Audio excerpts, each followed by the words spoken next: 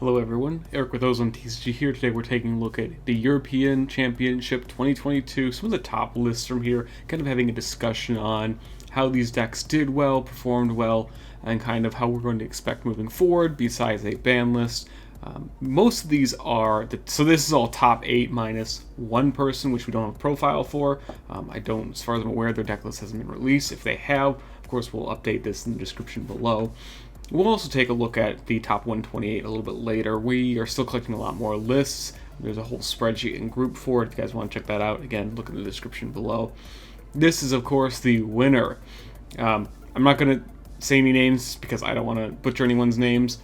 This is the Sun Avalon Rikka deck that won the European Championship for 2022. Interesting things. Some people opt to play 3 Lone Fire.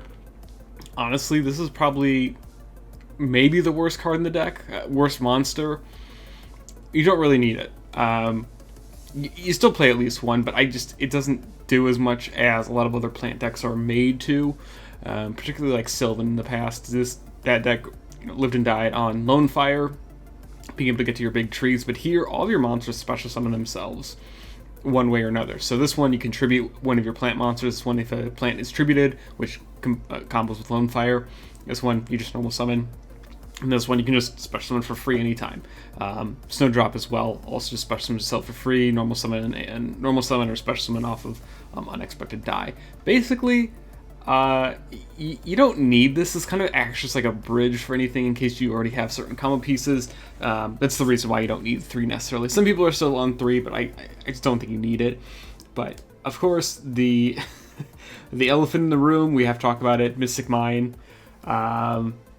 You'll see that a lot of the more rogue decks or lower tier decks play Mystic Mine in the main and just kind of rely on it.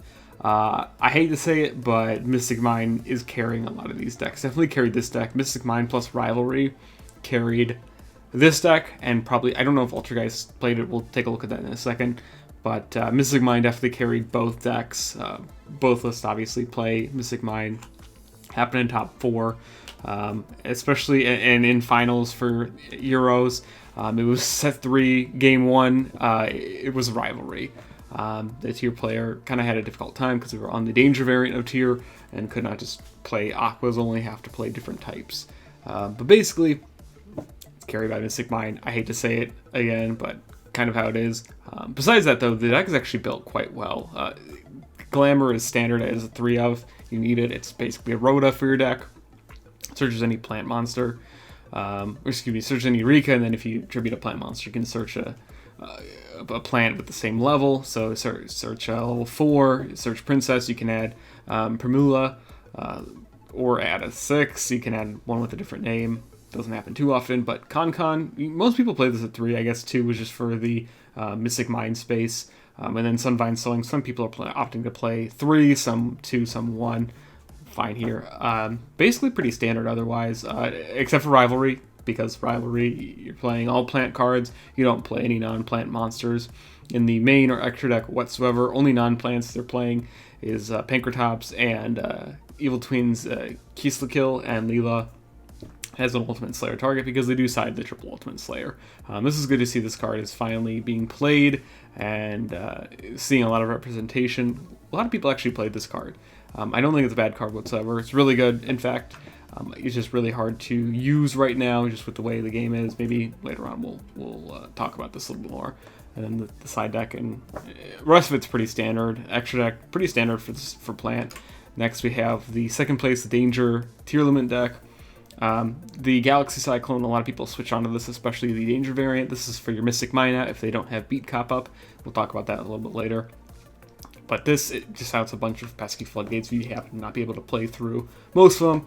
The idea of this deck is either to play just standard Tearlaments minus the 1 Dragosepalia, or turbo out one of your topologic monsters. So Bomber Dragon, old school card, old school as in first played in 2017 when it came out. For another monster special summon to a zone only monster points to, just roll main monster zone. It's not once per turn at all. Any of its effects, or neither of its effects are once per turn. It was one of the first Link 4s really played in the game, actually. besides like Borreload and Firewall. But you can constantly use this with Snow. You can actually use this multiple times per turn by banishing up to 21 cards from the graveyard or hand or field with Snow, and then triggering its effects. So this hurt a lot of decks back in the day. The other card though, and the one that's a little bit better since its release, is Ouroboros. This card's very powerful. If another monster's points to banish all cards in the field, then it specials itself, gains 200 for each banished card, and this is why they're playing Desires and gives me like Orochi. Not only is Orochi a different type, it is a dark machine, and there are no other dark machines in the deck whatsoever. Desires also, so if you have Desires and Orochi, it's banishing 18. Ouroboros gaining 2600. That's 5600 right there. That's before Snow 7 boosts it up another 1400, potentially getting it to 7 or even 8k depending on how much you can extend. Dark Rule of the Main, pretty standard for Tearlaments. Card's really strong, especially if you can set up like Versus the Mirror, Dweller, and they don't have interruption or whatever you play through it.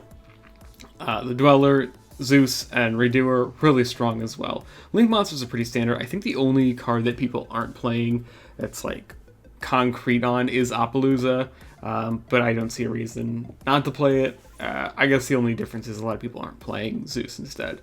But you go like IP into Appaloosa, depending on the matchup, or into one of your topologic monsters. Side deck is pretty standard actually as well. Deck Devastation Virus, putting in a bunch of work as well as D-Barrier. I don't want this card in the game anymore. I hate playing versus this, and that's just with any deck basically. That, Rivalry, and Mystic Mine probably need to be addressed at some point. This card was really frustrating to play against, especially games 2 and 3. It feels like Artifact Sanctum that you can't interact with whatsoever. Otherwise, pretty standard. Droplet, I don't think this card's great still, but I understand the reason for it. It does not trigger your danger monsters because it does not discard, it sends instead, but that's okay. Winged Dragon and Raw Sphere Mode, pretty commonly used in tier decks, honestly. It's just for the Sprite matchup. That's basically it. Another top forces with the Altergeist list. You can see here, Triple Demise of the Lion, Terraforming, Mystic Mine, even like Duality. I'm not gonna say I'm surprised this didn't do well, or this did well. You have to be very lucky to play this deck. You have to consistently see all your stuff every single time. I think this was like one of like 2 or 3 Altergeist lists in top 128. Yeah, it's kind of a mess, not gonna lie, but carried by Mystic Mine. I made Mellow Seek plus Mystic Mine really hard to out, and at worst they just don't do anything. So kind of how it is, a bunch of 2-of traps and 1-of traps. Interesting to see the 1-of Altergeist Manifestation Protocol and the 2 Personal Spoofing, of course Metaverse. So yeah, no extravagance, nothing like that. I guess he went to the extra deck more than once. Selene X code, very strong combo there. And then the side deck too have to address this.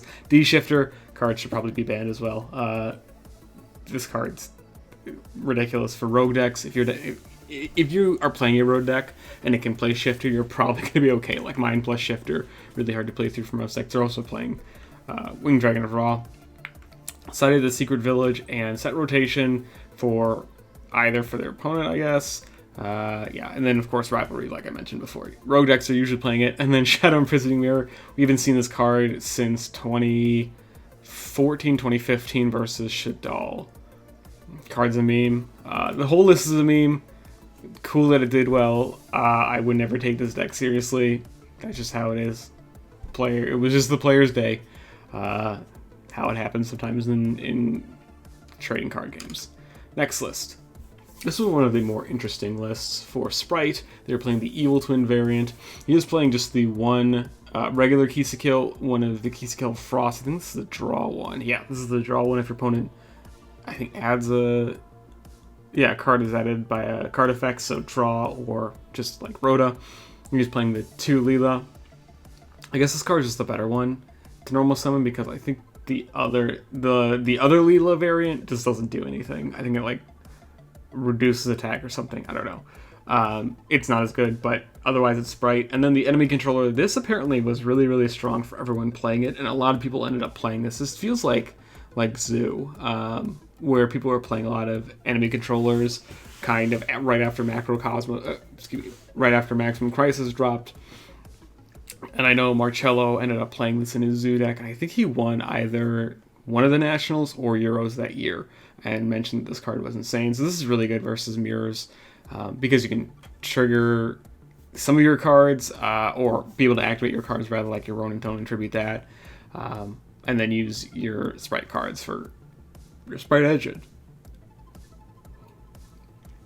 Interesting that he's playing Tactics. This is a really powerful card as well. I'm glad to see that there are power cards like Tactics in the game. That they're seeing a lot of play, as well as all the hand traps, because really Sprite's the only deck that's going to be playing a lot of hand traps, besides, I guess, technically Hotness as the hand trap in Tearlaments. But the extra deck, Mannequin Cat, interesting as well.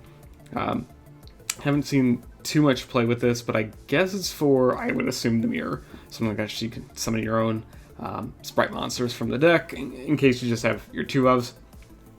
I have to talk about this as well before we look at the extra deck and the rest of the side. Red Resonator, you just special summon this from the deck in time, and you target itself, gain 600 life points, so you target any monsters, gain, up to 3,200 with Gigantic Sprite, and you probably win off time rules there. Kind of degenerate to play, but it also isn't a brick, because if it's normal summon, you can special summon one of your level 2s from your hand, so that works with your frog cards and as well as your Sprite monsters, so you can trigger all of your sprites off that. Rest of the side deck, artifacts, interesting to see only 2 Sanctum. Probably would have liked to see 3, but he did play the Trap Trick. I don't think it's really that consistent, but he played the Trap Trick, I would assume, for the impermanence, in case you drew one or the other. Otherwise, a pretty complete side. 2 Lightning Storm, kind of how it is with back row decks, but otherwise Sprite just kind of does everything. He also didn't play Sunny's Snitch at all, or Trouble Sunny, whichever one it is. Yeah, Trouble Sunny, the Link 4, or Ultimate Slayer to send the Evil Twin level 8. It's kind of interesting there. So he's just playing more of a control version of this deck, playing 2 Kisakill and the Leela just for the Destroy and Draw. Pretty standard otherwise with the Xyz. So next list is Sprite, 2 of hand traps. I hate the 2-ofs, but it's interesting. This is the adventure version, so this plays the Nimble Angler and Nimble Beaver. And not gonna lie, I don't like this list. This is a mess with all the 2-ofs. This looks like an OCG list. You showed me this. This was an OCG deck at one point. I would absolutely believe you, minus the Pit Knight. I wouldn't play this list at all. Again, higher variant games or variants, there's a lot more chance involved with drawing your power cards, so I guess you kind of have to play that. Oh, also interesting to talk about Super Polarization. A lot of European players were on Super Poly in Sprite, playing Garura for the mirror. So even though the opponent's monsters would get their effects, especially some of the Sprite monsters specifically, you just Garura the 2 darks, usually blue and jet, and then get Garura for free, and force them to either have another extender, such as starter, or have like a swap frog normal summon, or not use a normal summon, etc. Really good trade, especially because you can then get a draw off of Garura. But a bunch of 2-ofs, I wouldn't take this list seriously. Good on the player, though, that they were able to do well with this list with all the 2-ofs. And then again, there's the Red Resonator. Everyone's playing this card in Sprite, it seems, taking over in the Ultimate Slayer, because he's playing the Evil Twin cards. Some of these cards don't like siding extra deck monsters. It just feels really, really bad, but higher variance, I guess that was the ultimate reason. Math might have worked out with this, but the Nimble stuff, it's just to have Angler. You can bounce this off Swap Frog, for example. You send this with Fateful Adventure, and then summon 2 Nimble Beaver from the deck. Also, if you don't have your adventure stuff whatsoever, go Nimble Beaver, get a free monster. This card will become standard once Darkwing Blast is out, even if Fibrax is still in the game, because you can send Nimble Angler off of the Link 2 that they're getting, one of the new Sprite Link monsters, just for free material. So, next list. Sprite as well, playing the Nimble cards. This is what caused the Lilybell buyout specifically. He was playing the 2 Light Stage 1 Lilybell. If Light Stage goes to 3, I think this actually will be a relatively valid engine to play in the deck. It is a free special summon, but it also locks your opponent's spell and trap zones until the end phase. So say they have like an impermanence, cool, now you don't have to play through that. Mystic Mind as always. There's the other enemy controller, power spells like Dark Ruler No More, Triple Attack its Talents, Nimble stuff. No other hand traps though, Change of Heart, same thing as Mind Control. Pretty standard extra deck. Not a lot of people were playing Din Buster. This was the tech of the weekend, I think, for Sprite. This was shown on stream. Joshua Smith played versus the Tearlaments player, Danger Tier player in top 16. Specifically, Herman Hansen was playing versus him, so he would Mystic Mine, someone beat Cop. Beat Cop effect because he used 2 monsters that were darks. Put a counter on Mystic Mine, and you had to out it twice. You have to use Cosmic on it, so you just have to draw the out. We'll talk about drawing the out later, why that is not a valid response to cancer cards in the game, such as Mystic Mine. Again, we'll talk about that later. But that was the tech of the weekend, and it is pretty much standard right now. Really annoying to play against, especially for Danger Tier, specifically because their Galaxy Set clone just doesn't do anything. Then you have to try and out it again if you don't play anything else, and you have to scoop to it. Then again, a bunch of 2-ofs. So this might have been Josh's list, but I'm not sure. Cool list. It is interesting to see that it was just like basically Power Spell Turbo, plus a powerful normal summon that could always recur one of the other nimble monsters from the graveyard, which is what Deep Sea Diva cannot do. Can only special summon from hand or deck, or excuse me, I think from deck. I'm not exactly positive, but the special summons from deck or graveyard is susceptible to Ghost Spell, but I think overall the nimble version is a little bit better. Card is really cool too. So, and then next list, this is another Sprite list, of course, playing, like I said, the Super Poly and Enemy Controller and Talents and Dark Ruler, 1 Ash, 1 ED Crow. I remember seeing this deck profile. I know he played the 1 Ash just to summon it off of Fibrax and then to bounce it with Swap Frog. That was the only reason for the 1 of Ash. If he didn't play that, he probably would have played 3 or not played Ash at all. I'm not exactly sure.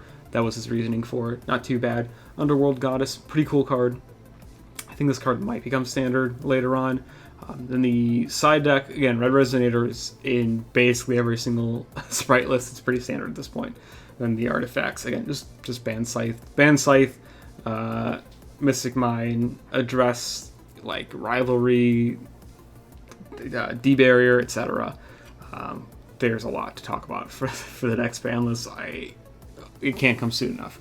So, Sprite, I mean, pretty standard. Apparently, DD Crow is putting in a lot of work, especially versus tier players.